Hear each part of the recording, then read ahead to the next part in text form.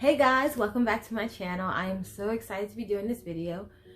Someone, you probably could see them in the comments, has suggested to do a video on fertility, but I think that's interesting. I had done a video on women's health, and I think it's such a good idea to do fertility, because fertility is very specific, and women don't always want to be fertile. Like, that's not necessarily always like a thing, so it's important to do a very specific video on fertility. And fertility doesn't just come from women, it also comes from men too. It takes two people to make a baby, and so it doesn't really matter whether or not you're a male or a female. You can benefit from knowing this information, which I'm really excited about. So I wanted to start off by saying that I am not a doctor. I'm a clinical herbalist with my master's in clinical herbalism. My undergrad is in biology, and I do know a lot, but I'm not a doctor. So I'm just going to go ahead and start off by saying that ahead of time. Definitely research as much as you possibly can, but also remember that there are a lot of bad resources on your natural Google. When you Google things, just regular Google things, you may find some information that may or may not be true. I've seen a bunch of information saying that red raspberry leaf helps with fertility, and so I put it on my list originally, and I wanted to make sure I researched to make sure that I knew what I was talking about. I haven't found anything that said anything about that whatsoever. You could speculate, I guess, based on what it actually does. What I found is it helps better during pregnancy, but also not during the first trimester. It helps with, like, you know, some of the pains and some of the nausea and stuff like that, but I haven't seen anything that says that it helps with fertility. It helps with the contractility. I don't know why I can't say that. The contractility of the uterus. What is happening? Of the uterus. And because it does that, you know, you should not take it in the first trimester, because you're going to end up accidentally aborting your baby, so don't do that. But like I said before, make sure that you do some research. If you're going to research, make sure you research on Google Scholar or PubMed or one of those scientific journal databases, because it's very important to make sure you're getting the correct information from the correct people. A lot of people just make stuff up or take stuff from other people who made stuff up. I don't know how many times I've seen people share their sources, and then I go check the sources, and all of the sources got their information from one of the others. All the same article. There's no other sources, just literally one source. You need to make sure that you're getting your information from a reliable source. I don't know if I consider myself a reliable source. I mean, yeah, of course I do. Of course I do. I always check and I always research before I tell you anything. And if I don't know, I will tell you I don't know. So anyway, let's start. I want to start off by talking about some of the foods that you can eat, mainly apples and butternut squash. Apples and butternut squash have so many nutrients that help prepare your body for having a baby, because it takes so much work, it takes so much energy to create a baby. That's why people need to be nice to pregnant ladies, because it's a lot of energy, a lot of bodily changes, a lot of your nutrients are going to this child, and it's a lot for women. So it's important to make sure that you have put yourself in a position to be very nutritionally rich. Not overly nutritionally rich, but definitely enough that your body is ready. So apples, butternut squash have all the nutrients that you need. Every time I looked it up, the little tired joke that an apple a day keeps the doctor away, we all know it's true. We've heard it millions and millions of times. We don't need to be told again. So anyway, apples are great. So we're going to talk about the five herbs that I decided are great for fertility.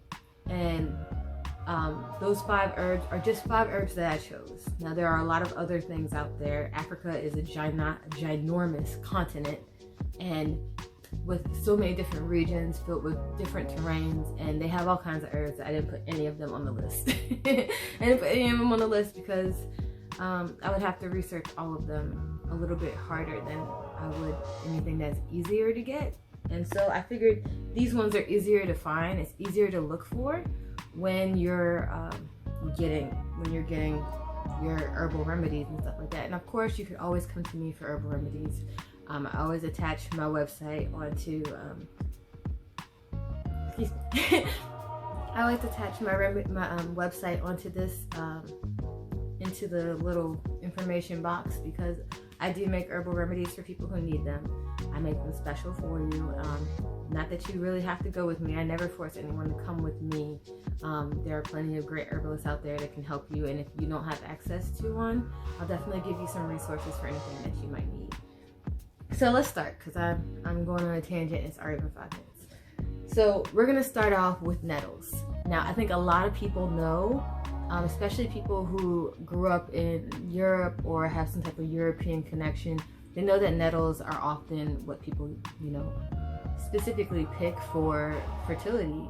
They have women drinking nettle tea and eating nettles all the time throughout their pregnancy. In actuality, nettles are cool. They have so many nutrients. Just like apples, you can get a lot of nutrients from them, and that's why I had to put them on the list. The iron that you would need for the baby, zinc, all kinds of things that you need, all the metals, all the nutrients, all the vitamins. There's just so many amazing nutrient-rich things out there, and nettles is one of them. And so are apples and butternut squash. For men, they help with prostate health, and it's very important for you to recognize that males contribute to baby making, and it's important for them to take care of their prostate. It's important for them to take care of their testes and the sperm, and I think that a lot of time men forget their part in fertility. They're like, oh no, I'm not fertile, now what do I do? And it's like, you guys could be taking stuff too to help with your fertility.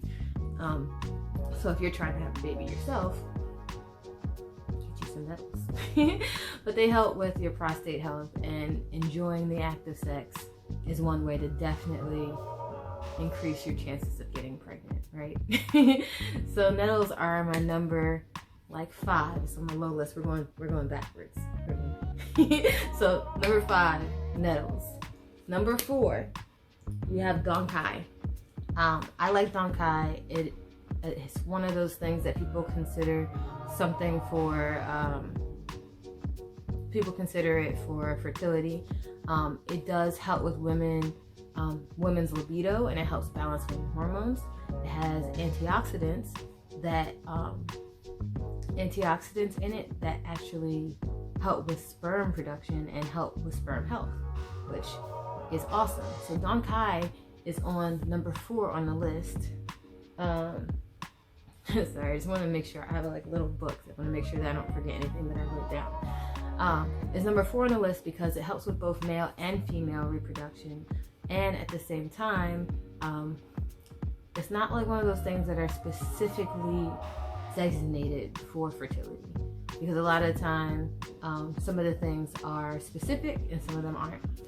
And this one is always paired with something else that's actually on the list that we'll get to. And if you know me, you already know what number 1 on top of the list is, so we'll just get there when we get there. But Donghai is often paired with other things that have to do with fertility, and that's how it creates a helpful fertility situation. So it had to be on the list because sometimes you can mix them together.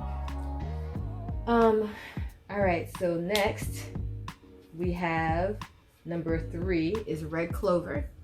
Now, I wasn't sure if I was going to put red clover on the list because it helps balance hormones, and I know that it helps balance hormones, specifically uterine hormones. It helps with the pain of the uterus. It's been indicated for menopause. But then when I was really reading on it, because I had to understand why it helped with menopause, right? So it has a chemical in it. It has constituents in it that act as estrogen, like ooestrogen, like fake estrogen. And they're a form of isoflavone. And because it acts as estrogen, it's like adding estrogen to your body, which is why it helps with menopause. well, if you are if you have low fertility, if you have low estrogen levels, it's going to make it difficult for you to conceive. So adding estrogen into your body is going to help make it easier for you to conceive. It does interact with coagulants, and it interacts with anticoagulants and estrogen medicine, because it does exactly the same thing as those things do. So if you're going to use it and you're going to take those things too, I would recommend working with an herbalist or a doctor, because they're not going to give you enough to cause any issues. A lot of doctors don't really know anything about herbs, so in the end they'll just tell you no because they don't know any better. But an herbalist is going to know, like an actual clinical herbalist is going to know whether or not the levels that they give you are going to interact with anything that you're taking already. And of course, a good herbalist will work with your doctor, explaining to them how things work, so that you guys can have, everyone can be communicating and having the best possible treatment for you, rather than just deciding that something isn't good for you and then putting you in a disadvantage. Make sure that I didn't forget anything. Nope, that's all that there is to red clover, and that is why it's number 3. All right, so next on the list is peony root. Now, peony root, I had trouble because the first one and this one I felt like were very similar in what they do. Peony root is a Chinese herb. It's one that's used in Chinese medicine, and peony root is indicated for PCOS, endometriosis, PMS, and it is actually indicated for fertility and also for libido. So when women are having issues with these things, it actually helps with these things. It's hormone balancing. It's just a very healing thing for women, and oftentimes I'm actually pretty drawn to peony itself, the actual flower. I'm drawn to it, which has healing connotations. It is a symbolic for a healer. It's really funny. It's symbolic for healer, and I love peony root. But I also personally have endometriosis, like my mom had, and I deal with painful cramping and PMS and all that stuff. I deal with all of it, and it's kind of crazy how someone can be drawn to something that they might actually need. So peony root is great. It's an amazing herb. Now, contraindication for it is that it may not work very well if you are trying not to be pregnant. A lot of these things that actually help with the cramping and the pain and the bleeding and stuff like that may negate your birth control, which is not what this video is about, because it's about fertility. But it may negate your birth control. So anyone who's watching this and they get any ideas about, I have these cramps and I don't want a baby, but I have these cramps, and these things help with all these things like PCOS and all those things, remember that you need to use extra protection, because you don't know whether or not it's going to stop your birth control, because it's going to try to fix your uterus. It's going to try to clean it out. It's going to try to be a tonic for it and make it feel healthy. And it's not healthy for our body not to do what it's naturally meant to do. It's true. And then the last, my number 1 favorite herb for fertility, which is actually kind of, it's almost like tied with peony, let's be honest, is chasteberry. Vitex agnus castus, my favorite, because when I first started learning about herbs, this was the only one that encompassed so much that what I was going through, until I found out about peony root, which I didn't know about until later. But chasteberry, it does everything that peony root does. It's a uterine tonic. It helps with balancing hormones, which is, what we were talking about before. It helps with fertility, specifically PCOS, PMS, amenorrhea, when your period stops. And some women actually like their period because they're not having any pain, which is amazing. And it actually helped me too. But like I said before, if you're trying not to get pregnant, it's not a good idea to take it. So I really enjoy that one because it really helps all around, just heal your uterus, balance your hormones. It helps with menopause also. Both, all of them actually help with menopause. There are other things that are indicated for women that they always put into fertility, mainly because it helps with menopause. But that doesn't necessarily mean it's going to help you. And you also have to take into consideration that there's going to be a point where you are pregnant and you might still be taking this stuff, and you don't really want anything that's going to prevent you from actually getting pregnant. Now, this is not indicated for pregnant women unless you're dealing with a difficult pregnancy, in which case you should work with an herbalist and a doctor,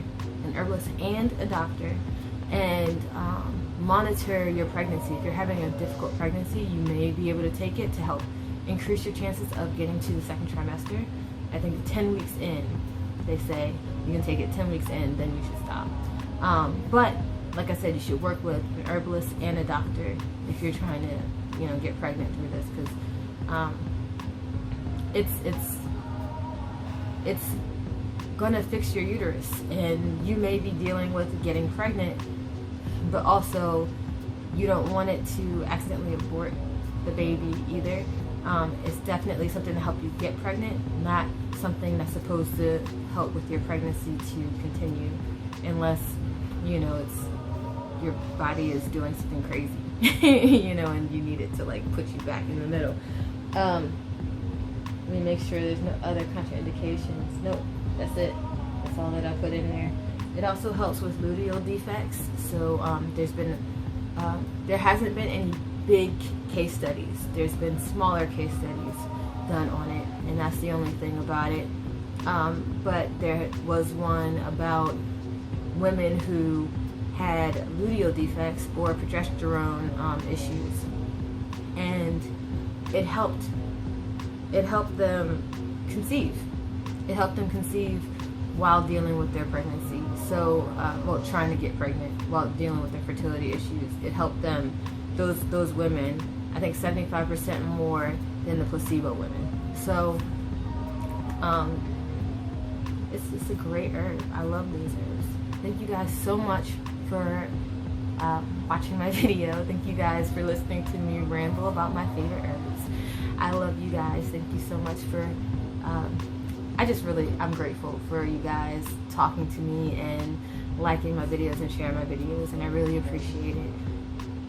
So if you like this video or you want more videos like this, or maybe you don't, you can comment, you can like and subscribe to my channel, and definitely tell me anything that you'd like to change or not change. I am all ears all the time. So I hope you have an amazing day. Thank you.